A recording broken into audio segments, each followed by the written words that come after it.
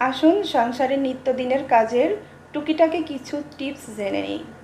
মোজা ধোয়ার জন্য গুঁড়া সাবানের মধ্যে 1 চা চামচ সাদা সিরকা দিয়ে ডুবিয়ে রাখুন। এতে মোজা যেমন সাদা হবে, ঠিক তেমনই অনেক বেশি মোলায়েমও হবে। ওয়াশিং মেশিনে কাপড় ধোয়ার সময় ওয়াশিং পাউডারের সাথে 1 চা চামচ বোরিক পাউডার মিশিয়ে দিন। এতে কাপড় ধোয়ার পর সবগুলো কাপড় একসাথে জট পাকিয়ে যাবে না। সাদা কাপড় থেকে হালকা কোনো দাগ তোলার জন্য কাপড় ধোয়ার পরে 2টি বড় সাইজের পাতিলেবুর রস আধা বালতি পানিতে মিশিয়ে এর মধ্যে কাপড়গুলোকে চুবিয়ে রাখুন এবং 10 মিনিট পরে না চিপে জাস্ট মেলে দিন। বল পেনের দাগ কাপড়ের থেকে তুলতে হলে কাঁচামরিচের রস দাগের উপরে ঘষে ঘষে রেখে দিন এবং তারপরে গুঁড়া সাবান দিয়ে ধুয়ে ফেলুন। দেখবেন দাগ একেবারেই মিলিয়ে যাবে। তেল চিটচিটে র্যাক বা কাঠের তাক পরিষ্কারের জন্য 1 কাপ পানির মধ্যে 1 চা চামচ সরিষার তেল মিশিয়ে এই মিশ্রণটাকে একটা মসলিন কাপড়ের মাধ্যমে এই প্রোডাক্টে ঘষে ঘষে দাগগুলো তুলে ফেলবেন। দেখবেন একেবারেই চকচকে হয়ে গেছে। ওয়াশ বেসিন বা সিঙ্ক বেসিন পরিষ্কারের জন্য এটার উপর খুব অল্প পরিমাণ ফ্ল্যাট সোডা অর্থাৎ মোজো অথবা স্প্রাইট ঢেলে দিন এবং 5 মিনিট পরে সুন্দরভাবে মুছে ফেলুন। দেখবেন কতটা নতুনের মতো চকচকে হয়ে যাবে। হাঁড়ি পাতিলের তেল কাস্টে বা কালো ও পোড়া দাগ তোলার জন্য গুঁড়ো সাবানের সাথে শিরিষ কাগজ দিয়ে ঘষুন এবং এরপর ধুয়ে নিন। দেখবেন একদমই নতুনের মতো হয়ে যাবে। পুরনো হাঁড়ি কড়াই থেকে তেল কালির দাগ তোলার জন্য চা অথবা কফির গুঁড়া দিয়ে ঘষুন।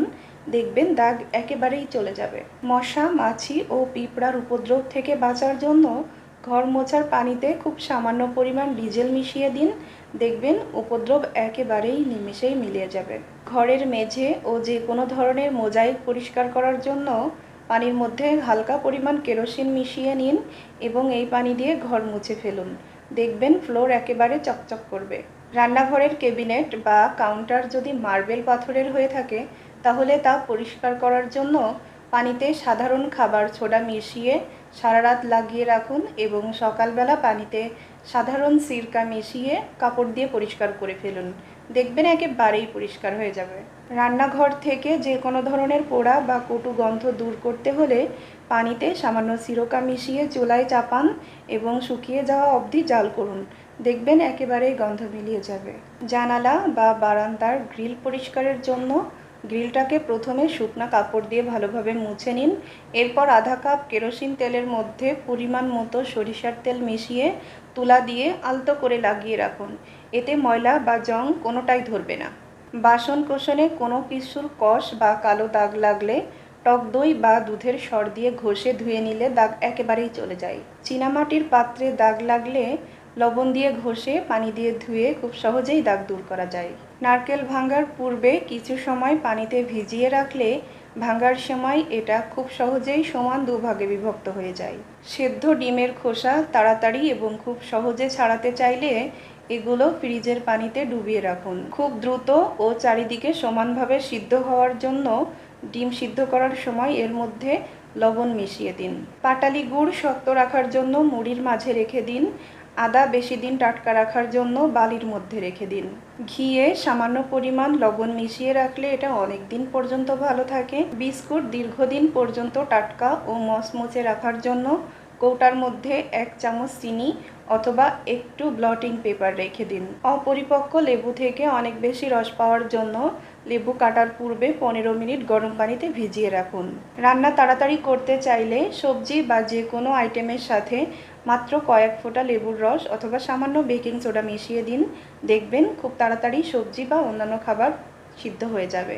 সবজির রং ঠিক রাখার জন্য ঢাকনা লাগিয়ে জাল না দেওয়াই ভালো। তবে কিছু কিছু সবজি সামান্য সিদ্ধ করার পরে ঠান্ডা পানি দিয়ে ধুয়ে পুনরায় রান্না করলে অনেক বেশি পাকার পোক্ত রং হয়।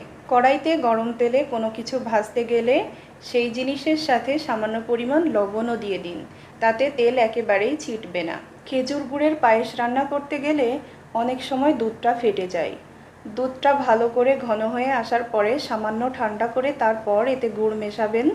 আর একটু ভালোভাবে নেড়ে ঠান্ডা করে এরপর আবার ভালো করে ফুটিয়ে নেবেন। চীনাবাদাম ও কাজু বাদাম তেলে ভেজে এটা পরবর্তীতে রান্নায় ব্যবহার করুন। রান্নার স্বাদ বহু গুণ বেড়ে যাবে। সেমাই বা মিষ্টি জাতীয় ডেজার্ট আইটেমে আমরা সবাই বাদাম খেতে পছন্দ করি। কিশমিশ, কাজু বাদাম বা কাঠবাদাম যে কোনো বাদামে সামান্য তেল মেখে যদি ভাজা হয় তাহলে তেল অনেক কম লাগবে, অন্যথায় শুধু তেলে শুকনো বাদাম ভাজতে গেলে তেল অনেক বেশি লাগবে। ওল, কচু বা কচু শাক এগুলো রান্না করার সময় সামান্য তেঁতুলের রস অথবা লেবুর রস দিয়ে দিন, তাতে খাওয়ার সময় গলা জ্বলা বা গলা চুলকানোর কোনো সম্ভাবনা থাকবে না। কেক বানাতে গিয়ে যদি মনে হয় যে ডিমের পরিমাণ কম হয়েছে, তাহলে এক্ষেত্রে ডিমের বিকল্প হিসেবে কর্নফ্লাওয়ার ব্যবহার করতে পারেন। অনেক সময় তাড়াতাড়ি স্যুপ রান্না করতে গেলে স্যুপ পাতলা হয়ে যায়, এক্ষেত্রে একটা আলু সিদ্ধ করে ম্যাশড করে স্যুপে মিশিয়ে দিন, দেখবেন সুন্দর ঘন হয়ে যাবে আর স্বাদটাও অনেক বেড়ে যাবে। আলু ও ডিম এই দুইটা একসাথে সিদ্ধ করুন, তাহলে একই কাজে দুই কাজ হয়ে যাবে এবং আপনার সময় ও গ্যাসেরও সাশ্রয় হবে।